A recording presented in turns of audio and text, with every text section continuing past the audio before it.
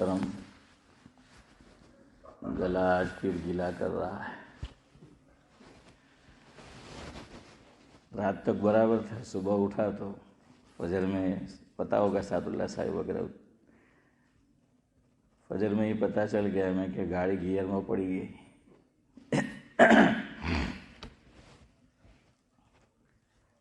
چلے بہرحال جب تک گلا ساتھ دیتا ہے.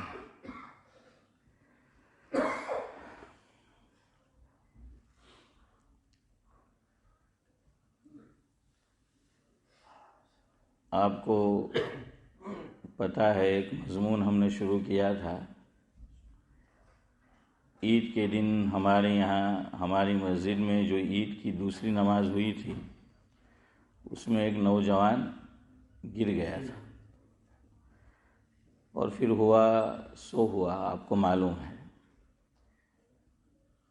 اس کے بعد یہ مسئلہ پوچھنے والے نے پوچھا اور مسجد کے ذمہ داروں نے بھی مجھ سے پوچھا کہ امام صاحب ایسی صورتحال پیش آ جائے تو کیا کرنا چاہیے، نماز جاری رکھے یا نماز توڑ دینی چاہیے.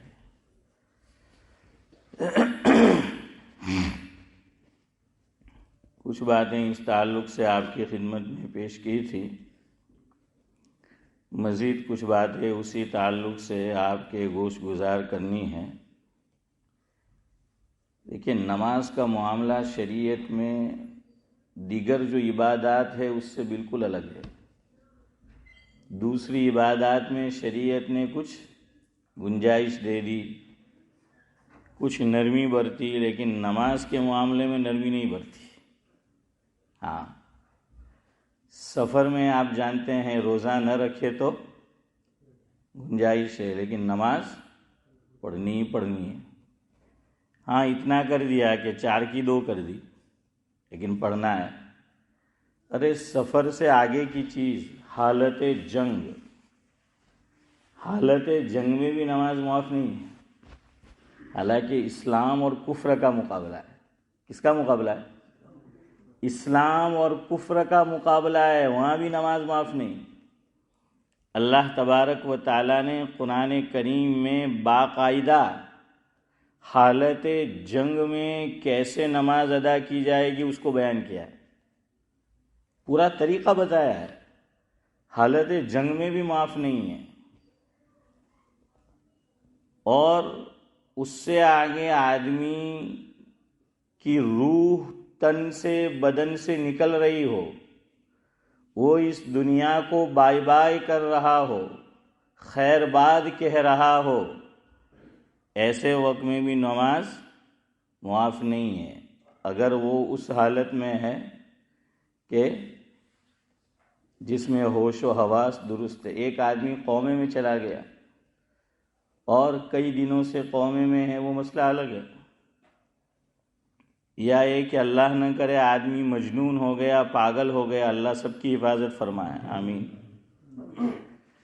باقی مرتے مرتے بھی نماز پڑھنی ہے. اکبر الہ آبادی کو اللہ تعالیٰ جزائے خیر دے، اسی بات کو انہوں نے منظوم بیان کیا ہے. لکھا ہے، مسجد میں خدا خدا کیے جاؤ، مسجد میں خدا خدا کیے جاؤ، مایوس نہ ہو دعا کیے جاؤ. لیکن ہم لوگ تو مایوس ہو گئے، اللہ کے گھر میں ہی جھگڑا کہ دعا کرنی کہ نہیں کرنی. یہی آج تک ہم لوگ ڈیسائیڈ نہیں کر پائے. حالانکہ حضور نے فرمایا دعا مخ العبادہ، دعا عبادت کا مغز ہے. لیکن یہی ہم لوگ ڈیسائیڈ نہیں کر پائے ابھی تک.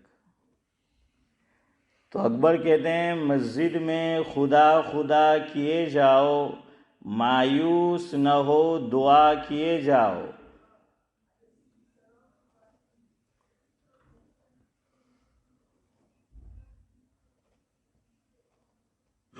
امید شفا خدا سے رکھو، امید شفا خدا سے رکھو، کیوں ترک کرو دوا کیے جاؤ.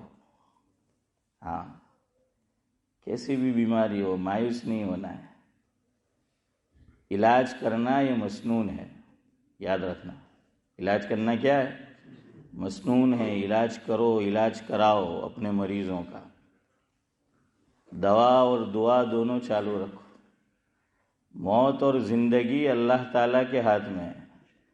ہمارے قاسم چچا جلال پوری مرحوم، اللہ تعالیٰ مرحوم کو غنی کے رحمت کرے، آپ جانتے ہیں ان کو ڈاکٹر نے کئی عرصہ پہلے منع کر دیا تھا. تو میں بے تکلفی تھی، کبھی چھیڑتا بھی تھا. میں کہ باجی تمہیں آکھی میڈیکل سائنس نے جھٹلائی دی تھی ہیں. دیکھیے کتنا ذکر گئے. میری فیملی میں ایک خاتون ہے، تو وہ جو حمل ٹھہرتا ہے تو اللہ تعالیٰ نے ایسا نظام بنایا ہے، 2 نلی ہوتی ہے پیٹ میں، ڈاکٹر نے بتایا مجھے. تو کسی وجہ سے ایک کو نکال دیا گیا، تو انہوں نے یہ کہا کہ اب اسے بچہ نہیں ہوگا، 2 ہونی چاہیے، اب بچہ نہیں ہوگا. لیکن اللہ پر یقین ہونا چاہیے، اور جیسا یقین جتنا پختہ ہوتا ہے اللہ تعالیٰ کی طرف سے فیصلہ بھی ویسا ہوتا ہے. لیکن میرا اور آپ کا یقین فاروق بھائی میڈ ان چائنا والا ہے. ادھر گرا تو ٹوٹا، ادھر گرا تو ٹوٹا. اس نے کوئی بات کہہ دی تو یقین چلا گیا، اس نے کوئی بات کہہ دی تو یقین چلا گیا. اس میں پہلے میں شامل ہوں. ہاں، آپ سب سے زیادہ میں محتاج.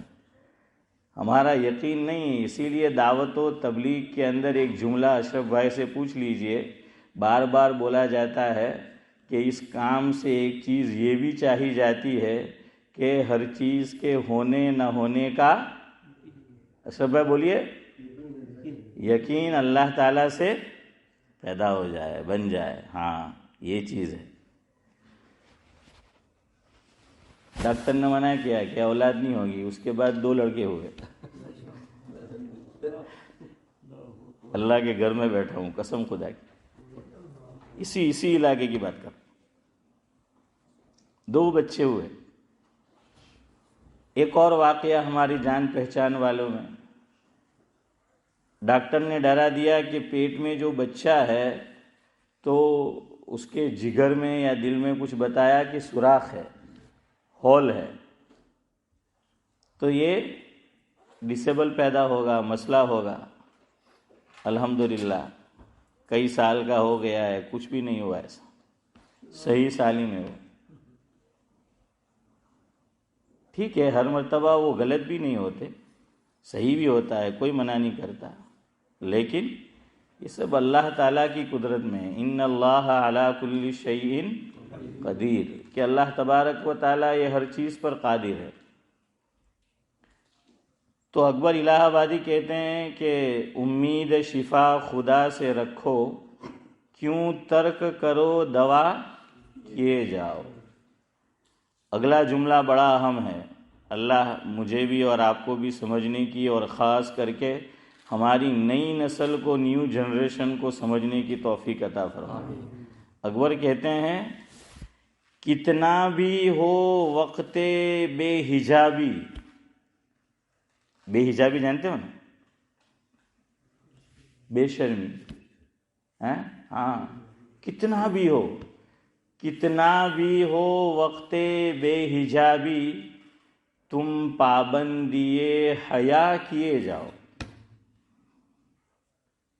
حضرت امام بخاری علیہ الرحمہ نے بخاری شریف کے اندر ایک جملہ نقل کیا ہے کہ ہر انبیاء یہ کہتے آئے ہیں، مفہوم ہے کہ اذا لم تستحیی فافعل ما شئت. اس کو ایک اور حدیث سے ملا دیجیے آپ. ترمذی شریف میں میزبان رسول حضرت ابو ایوب انصاری رضی اللہ تعالی عنہ روایت کرتے ہیں کہ حضرت نبی کریم صلی اللہ علیہ وسلم نے ارشاد فرمایا، اربع من سنن المرسلین. کیا فرمایا ذاکر بھائی؟ کہ 4 کام، 4 باتیں، 4 چیزیں تمام انبیاء کرام علیہم الصلاۃ والسلام کی سنت رہی ہے، تمام کی۔ اس میں النکاح والتعطر والسواک والحیا، شرم، حیا، یہ تمام انبیاء کی سنت رہی ہے۔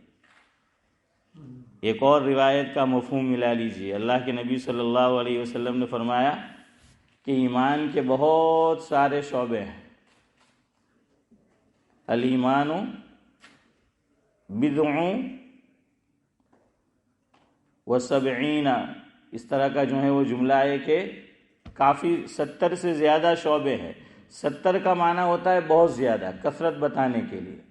اس میں فرمایا کہ فَأَفْضَلُهَا قَوْلُ لَا إِلَٰهَ إِلَّا اللَّهِ، سب سے افضل کیا ہے؟ ایمان کے شعبے میں سے توحید۔ اور وَأَدْنَاهَا إِمَاطَةُ الْأَذَىٰ عَنِ الطَّرِيقِ، کہ ادنا شعبہ ایمان کا یہ ہے راستے سے تکلیف دینے والی چیز کو چودھری صاحب کیا کر دینا؟ دور کر دینا۔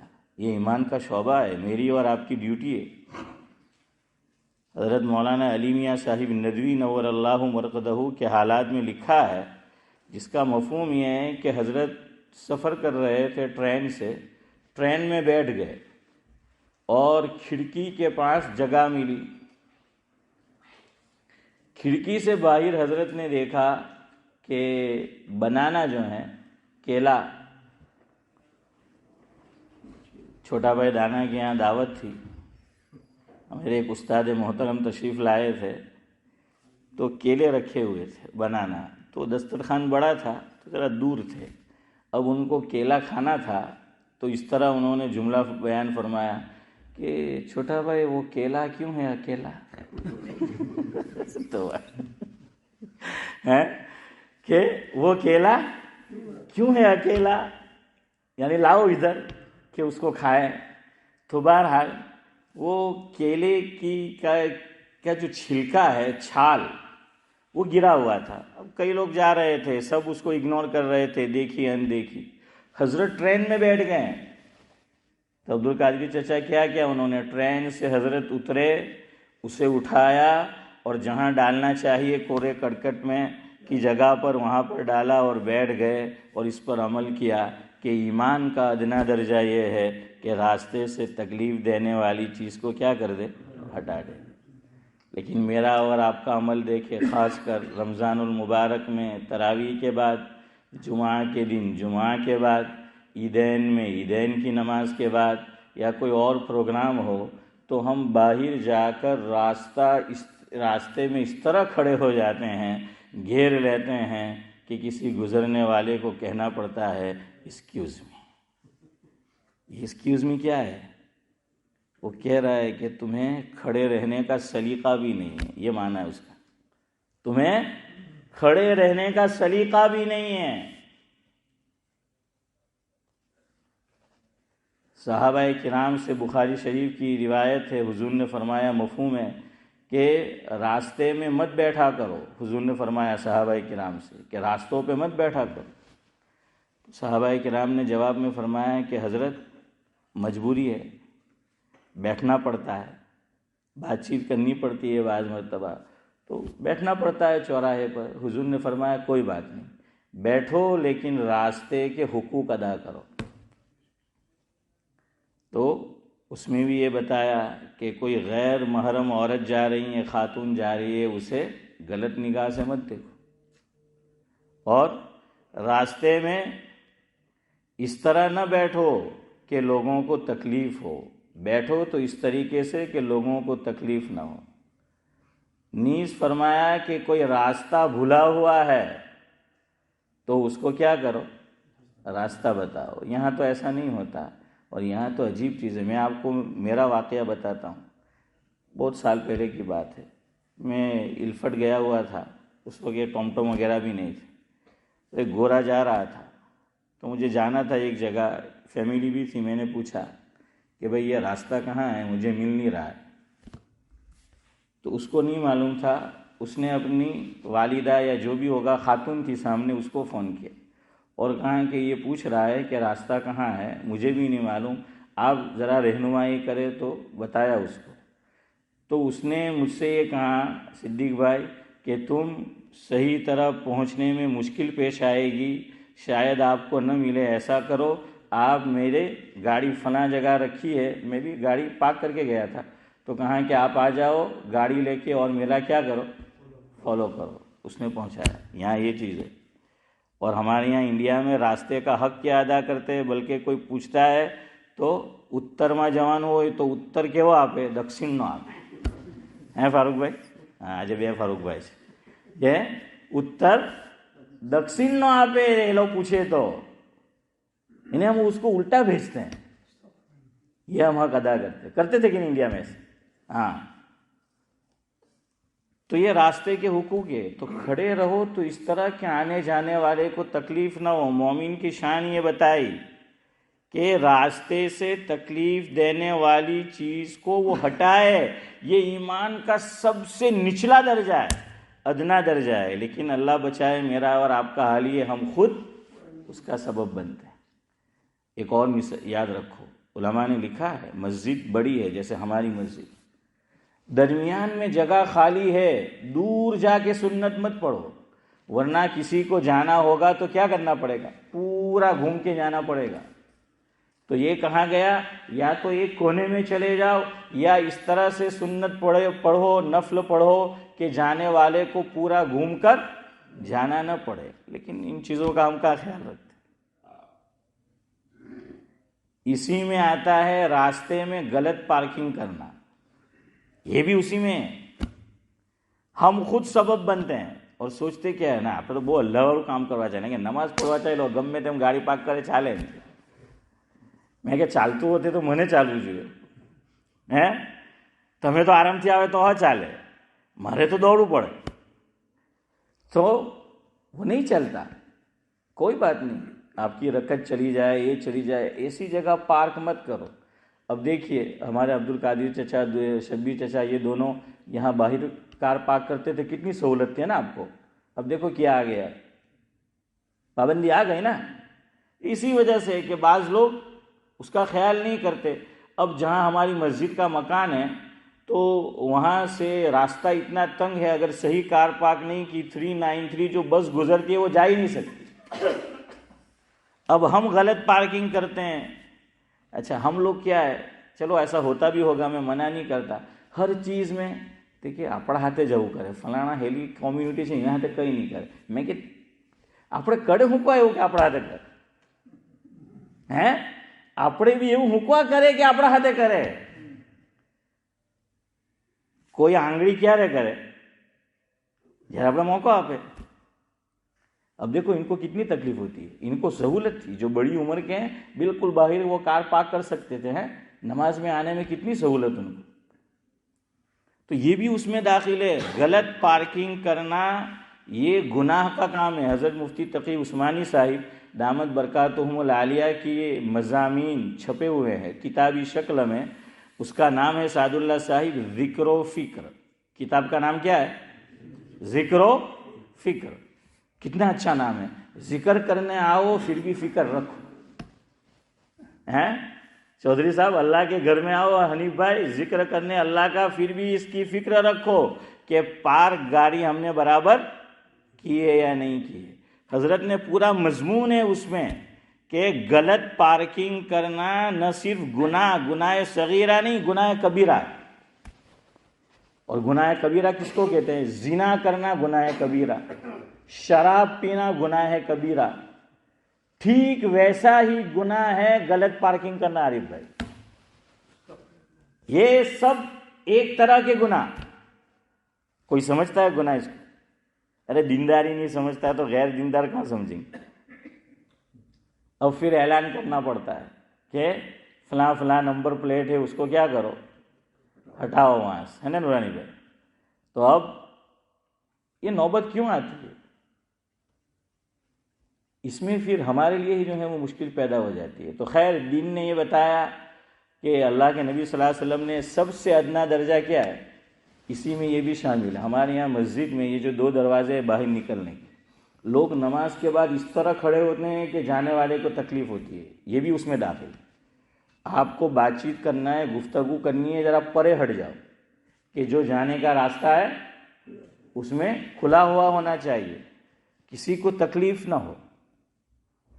دیکھیے حضور نے کتنی اچھی حدیث ہے، علماء فرماتے ہیں کہ یہی ایک حدیث ہوتی تو پوری جو ہماری معاشرت ہے اس کے لیے کافی تھی۔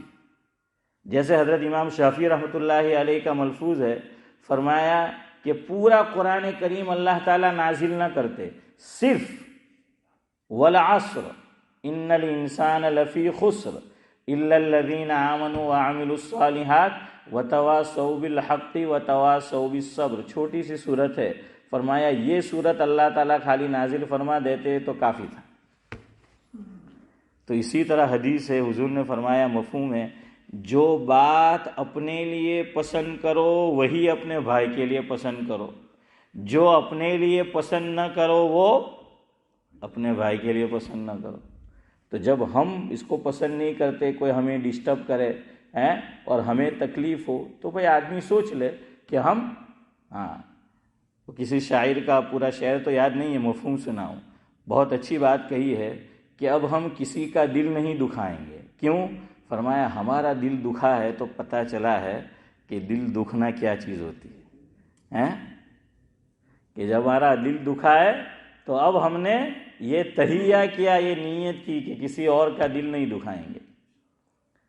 اور آگے حضور نے فرمایا والحیاء شعبۃ من الایمان،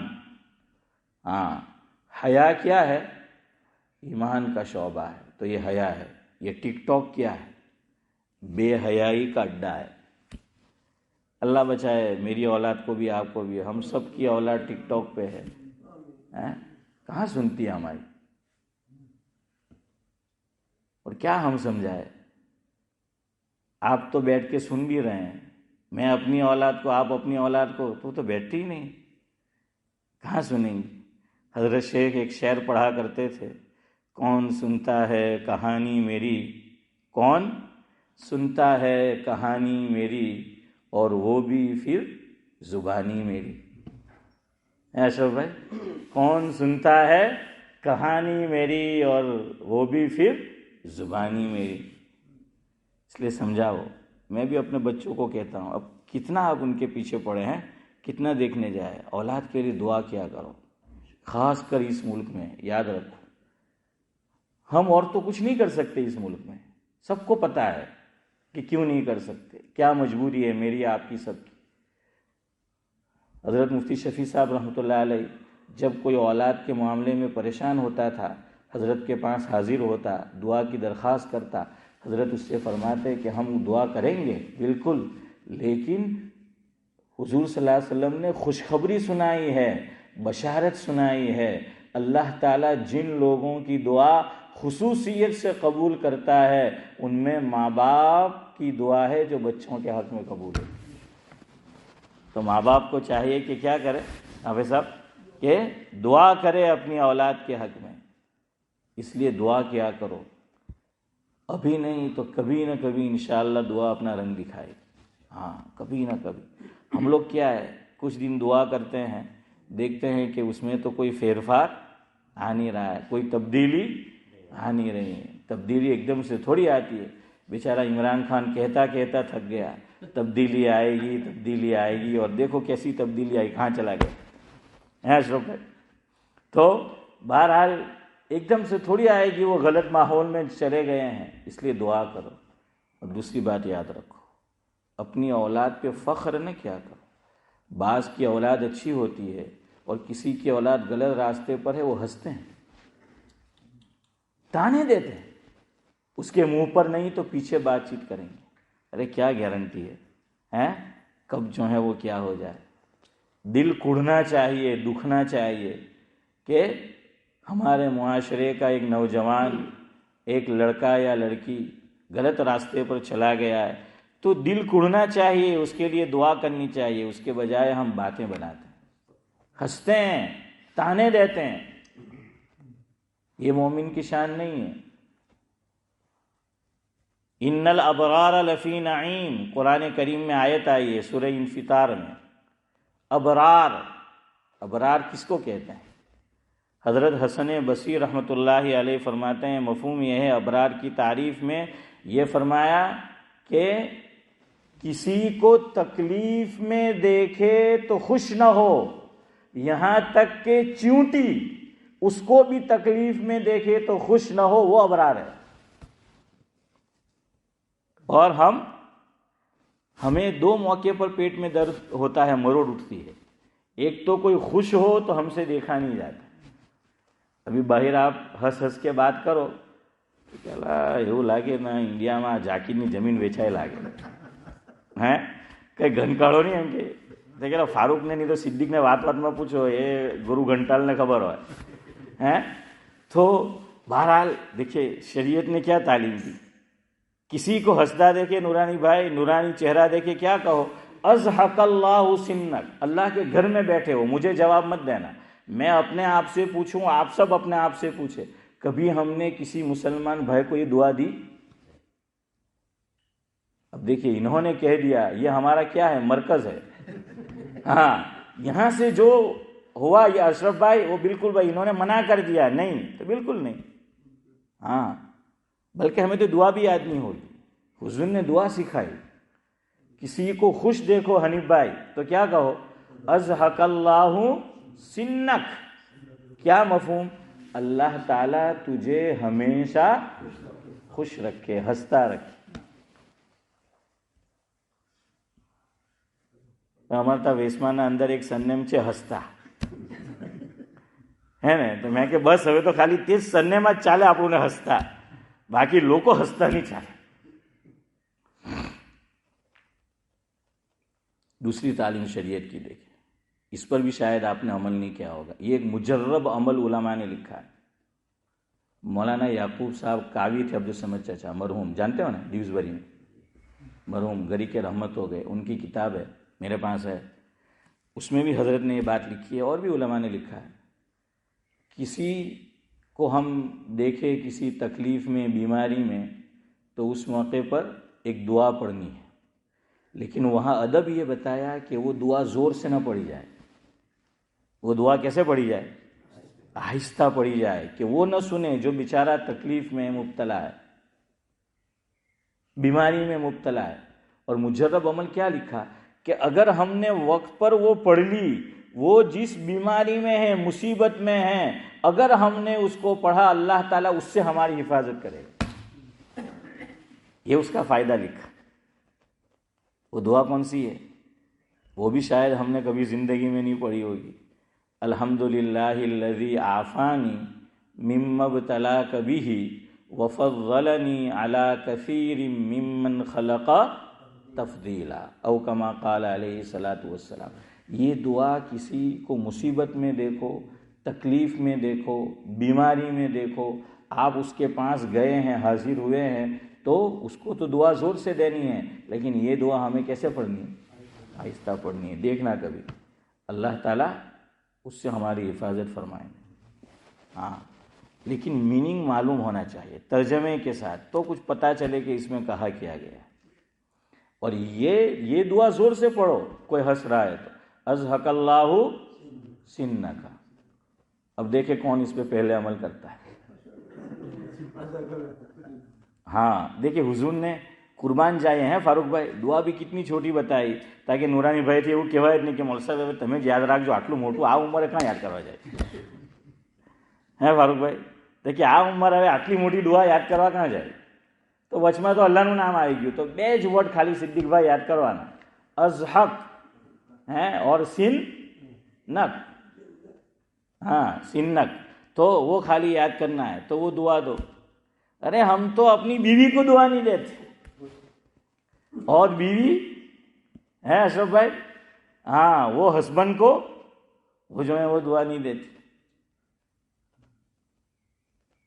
تو یہ دعا دو، اضحک اللہ سنک۔ اور بیمار کو دیکھو، مصیبت زدہ کو دیکھو، تو یہ دعا دو دعا یاد کر لو، الحمدللہ الذی عافانی مما ابتلاک بہ وفضلنی علی کثیر ممن خلق تفضیلا۔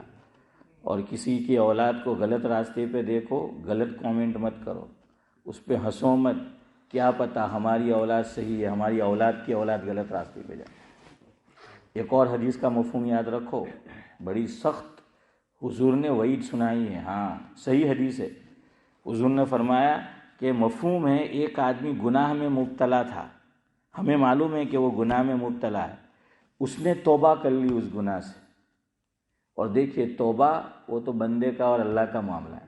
حضرت موسیٰ علیہ السلام پورا قصہ نہیں، وہ ذہن میں لاؤ، وہ قصہ اسماعیل بھائی کہ بارش نہیں ہو رہی تھی، سب گئے، ایک بندہ فلاں فلاں کام کرتا ہے، وہ توبہ کرے گا تو ہوگا، تو اس نے وہیں توبہ کر، یا نہیں وہ اٹھ کر جائے گا تو ہوگا، تو وہ اٹھ کر جاتا سب کے درمیان میں تو پتہ چل جاتا، تو اس نے اللہ تعالیٰ سے دل ہی دل میں دعا کی کہ اللہ میں اپنے اس گناہ سے توبہ کرتا ہوں، اب یہاں جاؤں گا تو رسوا ہو جاؤں گا سب کے سامنے۔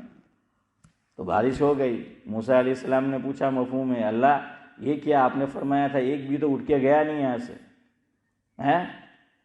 تو اللہ تعالیٰ نے جواب میں فرمایا کہ موسیٰ ہمارا جو نافرمان تھا نا اس نے ہم سے صلح کر لی۔ کیا کر لی؟ صلح کر لی۔ فرمایا موسیٰ علیہ السلام نے کلیم اللہ تھے، ہاں کلیم اللہ، کلیم جانتے ہیں نا، ہاں بہت بات کرنے والا۔ موسیٰ علیہ السلام طور پر گئے تھے بات کرنے کے لیے، ہے نا، ہاں وہ طور پر گئے تھے بات کرنے کے لیے۔ ہمارے ایک بزرگ ہیں مولانا انور دیسائی، ہمارے حافظ یوسف جھانکھا پٹیل ان کے دوست، فاروق بھائی جانتے ہو نا، ہاں تو مولانا سلیم دورات کے پاس وہ پہنچے، انہوں نے خود سنایا، خود مجھے مولانا انور نے، اللہ تعالیٰ ان کو سلامت رکھے، فرمایا کہ مولانا سلیم دورات نے فرمایا کہ ہمارے بزرگوں کے لقب ہے، کوئی فقیہ الامت، کوئی مسیح الامت، کوئی وسیع الامت، کوئی حکیم الامت، فرمایا سارے لقب ہو گئے، ایک باقی تھا کلیم الامت، آپ بولتے بہت تھے، یہ لقب آپ کی ہے عبدالقادر صاحب کہ آپ بولتے بہت ہے، تو حضرت نے فرمایا کہ ابھی آپ کو بہت بولتے ہیں کہ اب یہ آپ کے لیے آپ کلیم الامت ہو۔ تو حضرت موسیٰ علیہ السلام بہت بولتے تھے، بات چیت کرتے تھے، اللہ تبارک و تعالیٰ سے کرنے کے لیے گئے تھے، تو اللہ تعالیٰ سے پوچھ لیا کہ اب مجھے نام تو بتائیے وہ کون ہے وہ بندہ۔ اللہ نے فرمایا اللہ اکبر، اے موسیٰ جب نافرمان تھا نہیں بتایا، اب تو فرما بردار ہو گیا ہے، کیسے بتائے؟ اب تو اس نے کیا کر لی؟ صلح کر لی، اب کیسے بتائے تجھے ہم؟ تو توبہ تو کب کر لے ہمیں کیا معلوم؟ تو حضور نے فرمایا، حدیث ہے یہ کہ میں نے اور آپ نے اللہ نہ کرے کسی کو گناہ کرتے دیکھا اور اس کو کیا دیا؟ طعنہ دیا، اور وہ گناہ سے توبہ کر چکا تھا، اللہ میری آپ کی ہر مسلمان کی حفاظت فرمائے، فرمایا اسے موت نہیں آئے گی، وہ مرے گا نہیں جب تک اس گناہ میں وہ خود مبتلا نہیں ہوگا۔ بڑی سخت وعید ہے، اللہ اسے اس گناہ میں مبتلا کر کے رہے گا۔ ہم کسی کی اولاد پر ہنسیں گے، طعنہ دیں گے، کہیں ایسا نہ ہو ہمارے پوتے نواسے پڑ پوتے ہمارے خاندان میں ایسا ہو جائے، اس لیے ہنسنا نہیں چاہیے، اس لیے ہنسا مت کرو کسی پر۔ بہرحال چلے اب مضمون کو یہیں چھوڑتے ہیں، بے شرمی بہت ہے، شرم و حیا کا ہم پابند بنے۔ اکبر نے آگے کہا، ہرگز نہ کرو قضا نمازیں، ہرگز نہ کرو قضا نمازیں، مرتے مرتے ادا کیے جاؤ۔ تو نماز تو مرتے مرتے بھی ادا کرنی۔ اب وہ جو صورتحال پیش آئی، اور ابھی مسائل ہے اس کے، یار زندہ صحبت باقی، لیکن اتنا سن لو کہ وہ تو میں نے بتا دیا تھا آپ کو، نماز کون توڑے گا کون نہیں توڑے گا، تو اب ذرا آپ اپنی خاموشی توڑیے اور مجھے بتائیے میں نے کیا بتایا تھا۔ چلے پھر میں آگے چلوں گا کہ ایسی صورتحال جو عید کے دن پیش آئی تھی، اللہ کرے کہ آگے کبھی نہ آئے، کہیں نہ آئے، لیکن بہت سارے لوگ تھے، کسی کے ساتھ ایسا ہو گیا، امام صاحب اور سارے مقتدی نماز توڑ دیں گے یا 3-4 احباب نماز توڑیں گے؟ جزاکم اللہ۔ 50 میں سے 50 نہیں اشرف بھائی، بعض ممتحن جو ہوتے ہیں نا کم بخت بڑے تنگ دل اور سخت دل، 100% اچھا جواب دو تو چھلّا میں چھلے 50 دے ہے، ارے بھائی دے ودھارے دینے جانی تو تارا باپ نہ ہو جاؤں۔ لیکن بعض ممتحن کیسے ہوتے ہیں؟ دل والے ہوتے ہیں، دل والے ہوتے ہیں، تو وہ 51 52 بھی دیتے ہیں۔ ہمارے حضرت مفتی عبدالرحیم صاحب لاجپوری نور اللہ مرقدہ کے انتقال کے بعد میری ڈیوٹی لگائی کہ حضرت کے تعلق سے جو بھی مضامین جو چیزیں جمع کرنا ہے، تو میں پہنچا راندیر جہاں حضرت نے تعلیم حاصل کی تھی، جامعہ حسینیہ، میں نے بھی وہاں پڑھا تھا۔ میں نے کہا مجھے حضرت کے نمبرات چاہیے کہ جو حضرت نے تعلیم حاصل کی تھی۔ اللہ اکبر، حنیف بھائی حضرت نے کب پڑھا ہوگا؟ 100 سال کی تو حضرت کی عمر ہوئی تھی اسلامی اعتبار سے، 100 سال اسلامی اعتبار سے، تو انہوں نے پڑھا کب ہوگا؟ الحمدللہ وہ ریکارڈ بھی نکل آیا جامعہ حسینیہ سے، اتنا پرانا ریکارڈ۔ લાપડે ને હંગરેલો હબ બી કામનો સંગરેલો સાંપડ જે છે તે કામનો છે।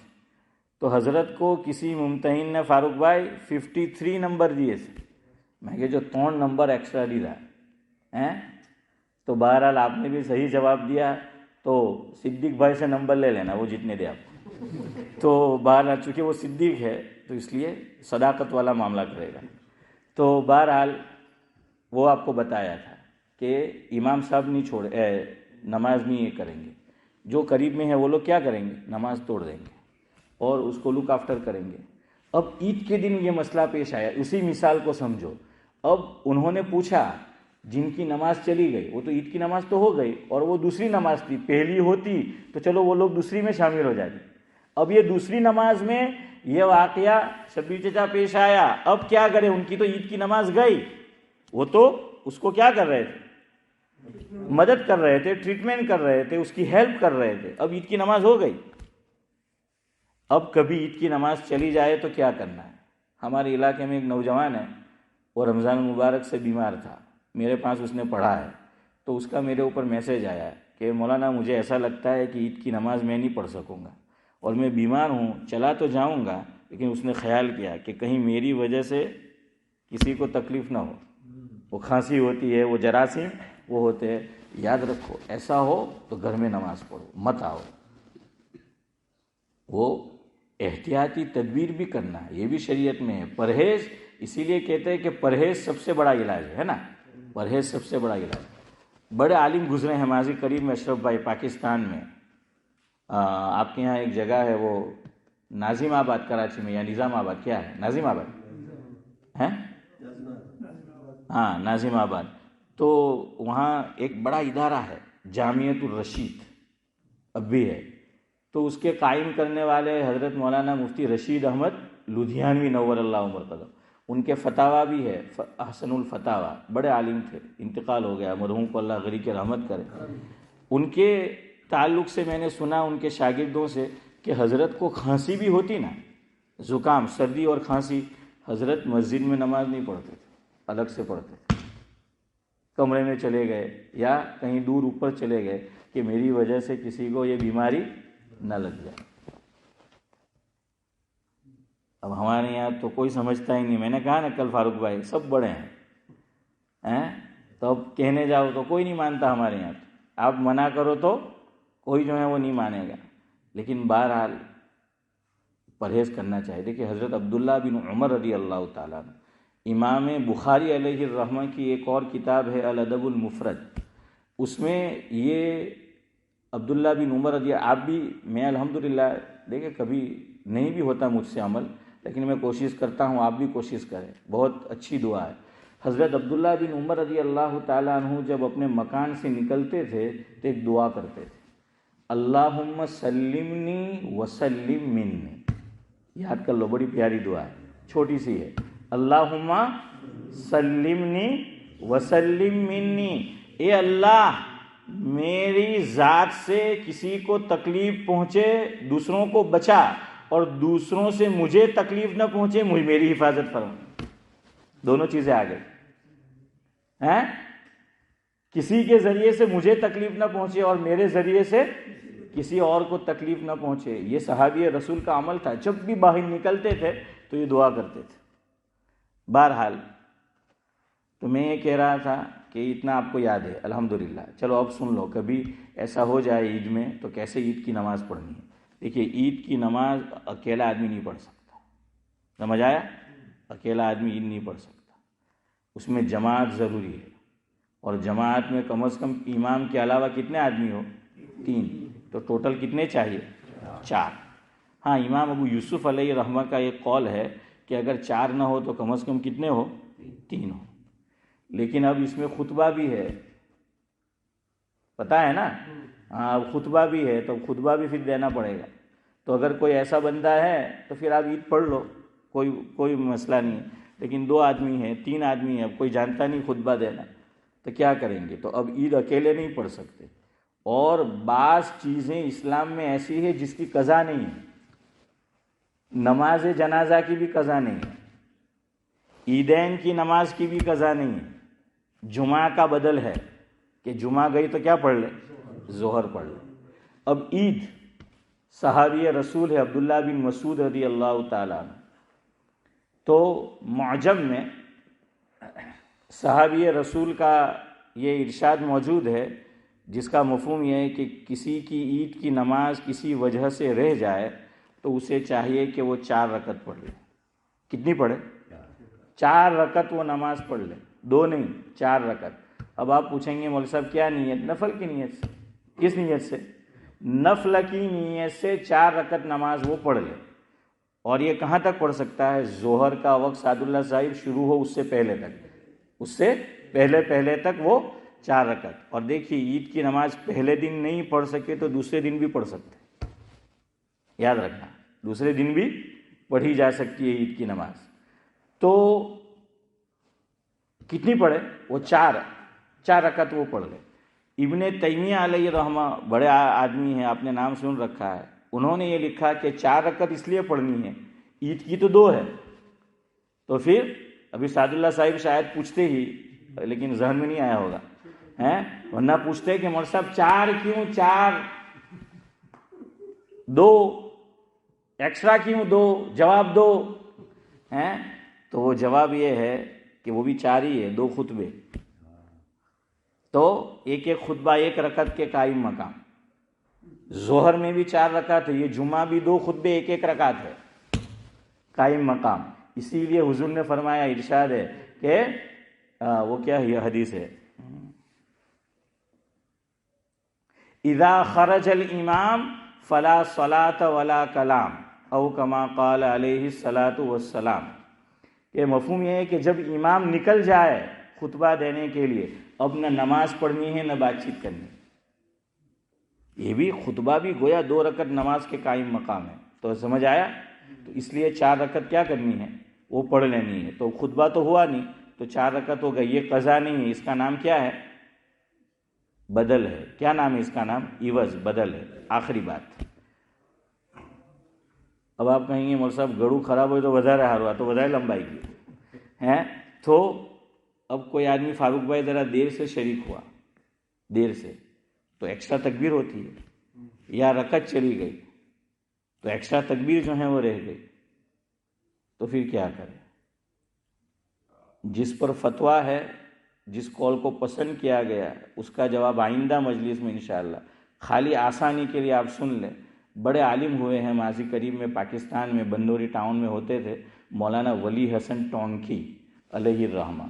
حضرت نے آج کل کے جو حالات ہم مسائل جانتے نہیں، اور سال میں 2 مرتبہ یہ موقع آتا ہے تو اس لیے پھر الجھن میں پڑ جاتا ہے آدمی کیسے نماز ادا کرے.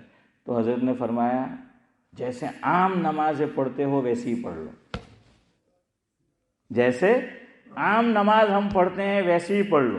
تو عید جیسے امام پڑھاتا ہے ویسے کچھ الگ ہے، وہ میں بعد میں بتاؤں گا. تو ویسے ہی پڑھ لو. ویسے ہی کا کیا مطلب سمجھ لو کہ ہماری 1 رکعت گئی ہے تو اب کیسے کرنا ہے؟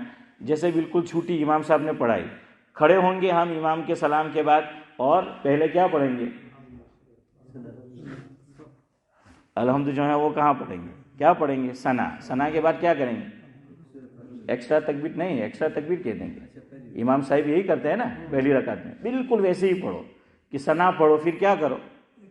ایکسٹرا تکبیر کہہ دو، پھر اعوذ باللہ، پھر بسم اللہ، پھر سورہ فاتحہ، پھر قرات، اور پھر سلام، اور اب ختم کرتا ہے عبدالسلام. سبحان اللہ و بحمدہ، سبحانک اللہم و بحمدک، نشہد ان لا الہ الا انت